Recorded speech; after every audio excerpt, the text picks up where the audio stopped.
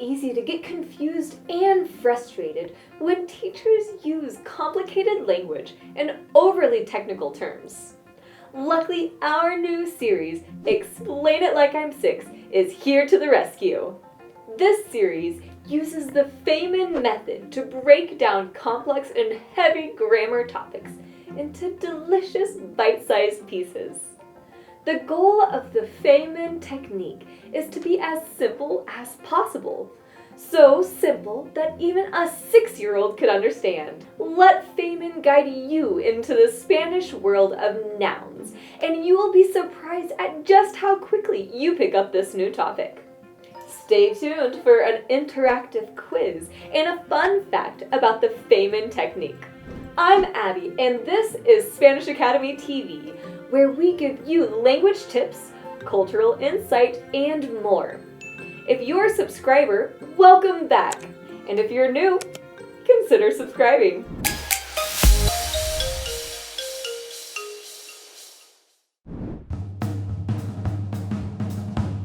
Today, we're uncovering all there is to know about Spanish nouns. Nouns, gender, and articles are all connected. These big words might sound intimidating at first, but don't you worry. We're going to knock them down one by one using the Feyman technique. 1. Nouns. You use nouns or los sustantivos every day without even thinking about it. Nouns in every language are people, places, and things. Spanish nouns can either be singular or plural. We use the word plural to describe when there are multiple of the same noun. But if there is only one, then the noun is singular.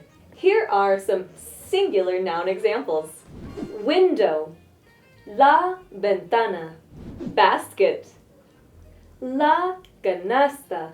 Ring, el anillo. Light, el semáforo. Just like in English, plural nouns in Spanish end with an S.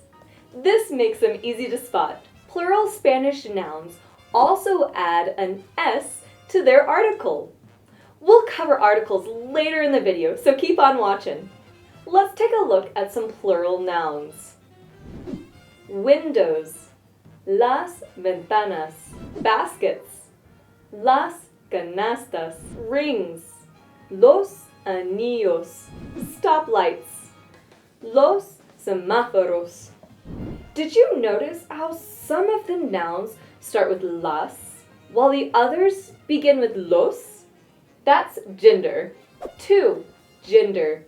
Gender is the idea that a person is either a boy or a girl.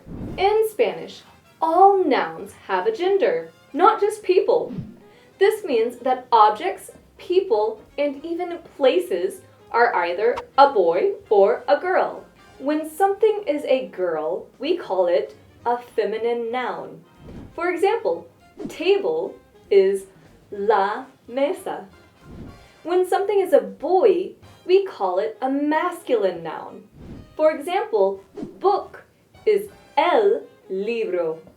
Most of the time, Spanish nouns that end in an a are feminine, and Spanish nouns that end in an o are masculine. A noun's gender also decides which article it gets. 3. Articles. Articles, los artículos, are the little words that go before a noun that mean the, a, and some in Spanish. They let you know if the noun is feminine or masculine. 2 types of articles exist in Spanish. Definite, meaning the, la, el, las, los. Indefinite, meaning a or some. Una, un, unas, unos. Feminine, la casa, the house. Las casas, the houses. Una casa, a house. Unas casas, some houses. Masculine, El carro, the car. Los carros, the cars. Un carro, a car. Unos carros, some cars. Quiz time! Let's look at 3 pictures. Can you choose the right Spanish noun based on gender and plurality? El cuchara, las cucharas, la cuchara. La cuchara, which is feminine and singular. Next one. El pájaro, los pájaros, las pájaros. Los pájaros, which is plural and masculine. Okay, last one. Unos camisas, una camisa. Unas camisas. Unas camisas, which is feminine and plural. Learning about nouns in Spanish gives you the skills you need to communicate more easily with your Spanish-speaking friends. If you'd like some extra conversational practice and live interactive lessons with a professional, consider signing up for a free trial class with us at our online language institution, Homeschool Spanish Academy. Now we're going to strengthen your noun knowledge even further. Have you ever wondered why some Spanish words, like el día, end in a, but have an el in front? Language is living and has some exceptions to every rule. We already know that Spanish nouns ending in a are feminine, while nouns ending in o are masculine. Here are the exceptions to this gender rule that you are most likely to come across. Masculine nouns that end in a. El sofá, couch. El clima, climate. El día, day. El idioma, language. El mapa, map. Feminine nouns that end in o. La mano, hand. Some of these exceptions actually have feminine endings, but it's more common to hear the shorthand version of the word, such as la foto, photo, which is short for la fotografía.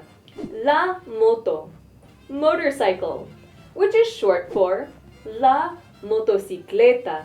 In an upcoming video, we will focus on more useful grammatical exceptions to the rule, so stay tuned. Those Spanish nouns were a piece of cake, thanks to the Feyman technique. Did you know that the Feyman method appeared in the movies? In the film Philadelphia, the lawyer played by Denzel Washington would ask his clients to explain it to me like I'm a 6-year-old. This successful lawyer knew the power behind Feyman's useful learning technique. So now let's quickly review the Spanish noun skills that we learned from the Feyman method. Nouns can be either singular or plural. They also have a gender, even if they're not a person. Lastly, all nouns have an article in front that shows their gender and plurality. Now, we want to answer your questions. Not only are our Spanish classes tailor-made for our students, but so is our YouTube channel. Leave a comment below with whatever you want to learn about next, and we'll be sure to create that content for you. You've got the basics down on Spanish nouns, but don't stop there. You can start making original Spanish sentences today, like yo hago la cena and yo digo la verdad. To get the scoop on Spanish go verbs, check out this video. With these 2 videos combined, you'll be having your first Spanish conversations today. Thanks so much. See you next time. I hope you enjoyed this video, and don't forget to leave a like, subscribe to our channel, and click that notification bell to never miss the best Spanish content on the web.